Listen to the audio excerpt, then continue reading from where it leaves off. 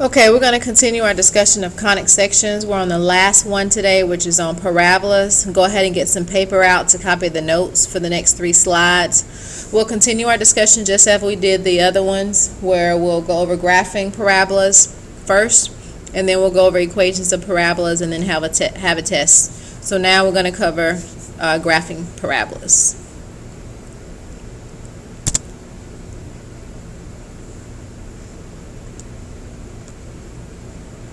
Alright, so take a few minutes, copy down the slide. You all can pause the video to copy it down and then I'll explain. So pause it and then we'll explain. There are 2 basic forms of the standard form of parabolas. One is where you have x minus h to be squared is equal to 4p times y minus k. If your x term is squared, if p is positive, then it opens up, and if p is negative, it opens down. Then the other one is where your y squared term is positive. That's going to be your left or right parabola. So if p is positive, it's going to open to the right, which will be your C shape. And if p is negative, it's going to open to the left, which will be like a backward C. So the x squared one is the one you've been working with before, where it's going to open up or down. That U shape is opening up, and the N shape is opening down. The p part of a parabola tells you where the focus and the directrix is. To find p, you would actually set 4p, which is here. Set 4p, whatever's in 4p's place, equal to 4p to solve for p on both equations. And p is going to help you find the focus and the directrix. The coordinates of the vertex of a parabola, you only have one this time. Just a vertex, not a vertices, kind of similar to the center for all of our other conic sections. But your vertex this time will be in the form of h comma k for the x squared parabola, and h comma k for the y squared parabolas. The focus will be a point on the inside of the parabola. To find it, of course, you add p to one coordinate of the vertex, and the directrix is the line behind the parabola. To find it, you'll be subtracting p from one coordinate from the vertex as well. The focus and directrix are the same distance from the vertex. Okay? You can copy down this slide, pause the video to go ahead and copy down this one.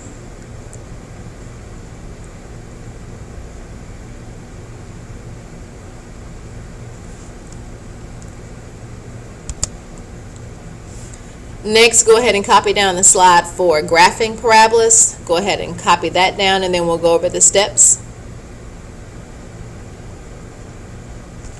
To graph parabolas, first you have to put it in standard form. That means get all of your square terms on the left side of the parabola, everything else on the other side. Sometimes you have to complete the square, but that'll be covered on tomorrow's lecture. Then decide whether the parabola opens up or down or left or right, depending on the 4 types of equations that we just discussed. Then you're going to find and plot your vertex, and you'll put a star above the coordinate that is not square. So if your x term is squared, then you put a star above the y coordinate. If your y term is squared, put a star above the x coordinate. Then you solve for p by setting it equal to 4p. To find the focus, you're going to add p to the star coordinate of the vertex, and to find the directrix, you're going to subtract p from the star of the vertex. It will be in the form of an equation y equals a number or x equals a number, because the directrix is a line. Then you'll use the t-chart to find and plot 2 additional points, and then graph your parabola. Alright, watch as I go through this example of the steps in graphing a parabola. You're going to watch my example, and then we'll do some examples together on the note-taking guide. So first step you wrote down is to put it in standard form. Same variables on the same side, and then factor and complete the square if needed.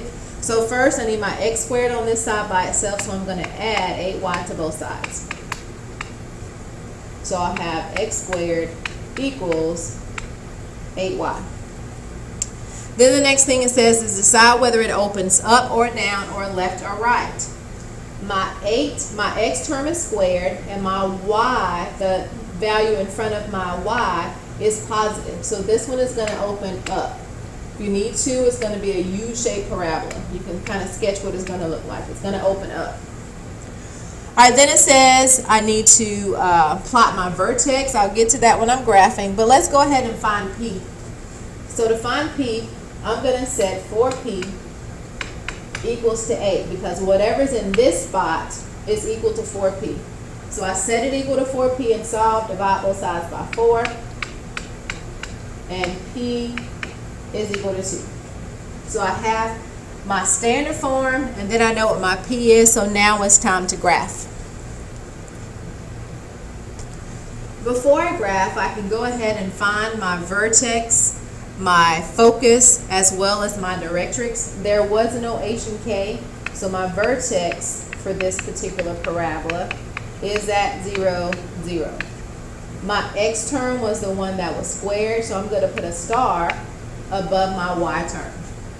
So to find the focus, remember from the steps that you wrote down, to find the focus, you're going to add P to this coordinate. So I'm going to do a +2 for this one. So my focus, the coordinates are 0, 2. To find the directrix, remember it is an equation of a line. So I'm going to subtract my P.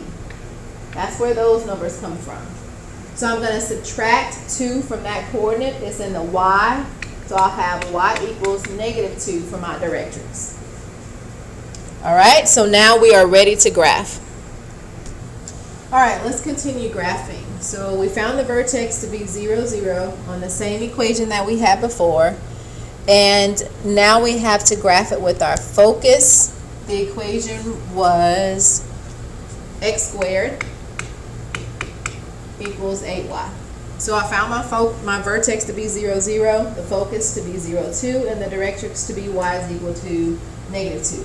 So first, let's go ahead and plot our vertex. Your vertex will be at 0, 0 at the origin. Your focus will be at 0, 2. I like to make my vertex a little bit larger, and then I'll make my focus just a little bit smaller dot. Remember that the directrix is a line at y equals -2. So it's going to be a dashed line. And we want to make it a dashed line because it's not part of the graph. It's just a dashed line. And remember, this graph is going to open up. So now I need to do a table of values. I need to get some values for x and plug it into my equation to find for y. So if I do my table of values, let's say my table of values for x, I need 2 additional points. What I like to do is look at where my vertex is and pick 2 points on either side of it so that they're the same distance apart. So let's say if I chose -3 and 3, same numbers but different signs. The reason why I do this is because my y value will be the same and I only have to evaluate the equation once. So if I plug in -3 for x, this is my scratch area down here, I'll have -3 squared equals 8y. That's 9 equals 8y. Divide both sides by 8. And 9 divided by 8 gives you a decimal value. And it is okay if you have a decimal because you're just going to estimate where that's going to be. So 9 divided by 8, let me get my calculator. 9 divided by 8 gives you 1.125. So we'll just round it off to say a 1.1. 1 equals y. So my value will be here, 1.1. Even if I did 3, it's going to give me the same thing because 3 squared equals 8y gives me the same equation. 9 equals 8y, so therefore 1.1 equals y. That's why I picked the ones that are the same distance apart. So now we're going to plot those 2 points. So -3 and 1.1 is about here, and +3 and 1.1 is about here. So now I know it's supposed to open up from what we did on the last page, so I'm just going to connect in a smooth curve. That's the graph of my parabola for that particular problem. That's the graph. All right, let's look at our Parabolas note-taking guide. Hopefully you have those on your desk out in front of you. We've already gone through example 1, which is our vertical parabola. Let's look at example 2 together now. All right, so example 2, we have x minus 2 to be squared is equal to -12 times y plus 3. It's in standard form, so now we need to decide the direction that it's going to open. Since my 12 is negative, it's going to open down. Alright, since the 12 is negative, it's going to open down. You can draw your little shape just to remind you of how it's supposed to open. Alright, so now I need to find my vertex. My vertex is h comma k. So my vertex is at 2, negative 3. Since my x term comes first, I'm going to put a star above that 3. Next thing I want to do is find p. So I'm going to set 4p equals negative 12 because it's whatever is here I set equal to 4p. So therefore I divide both sides by 4 and p is equal to negative 3. Alright, to find my focus, remember I'm going to add p here and subtract p here. Alright, so if I add p here, that's 2, negative 3 plus 3 is 0. I'm sorry, plus a negative 3 is a negative 6. And then if I subtract a negative p, so minus a negative 3, that becomes y equals 0. So now we're ready to graph and to plot the points that we have. So first I'll plot my vertex, which is at 2, negative 3. 2, negative 1, 2, 3 is here.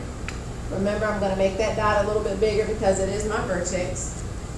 My focus will be at 2, negative 6. So 2, negative 3, 4, 5, 6 will be here. That's my little focus. And my directrix is the line y equals 0. It can be an axis, so that's my directrix.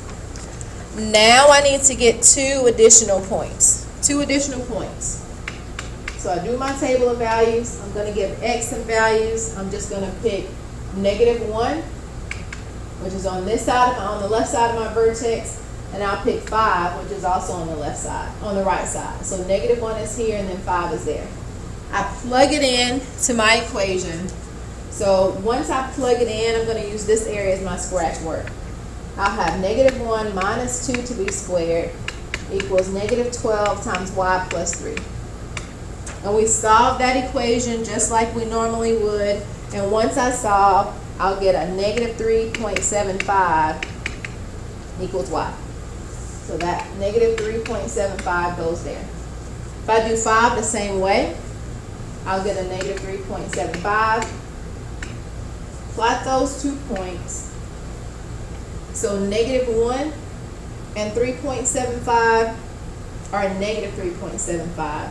Negative 1 and negative 3.75 is almost here.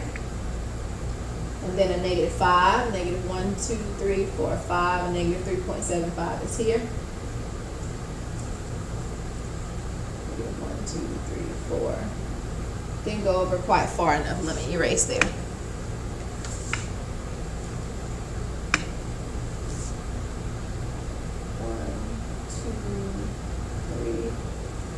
Wait, I think my graph is all off. Let me pause for a second. Okay, I was right. So that's at 1, 2, 3, 4, 5, and negative 1, 2, 3.75 is somewhere in there. And then I'm going to sketch my parabola. We already said that it opened down, and that is my graph for that particular example.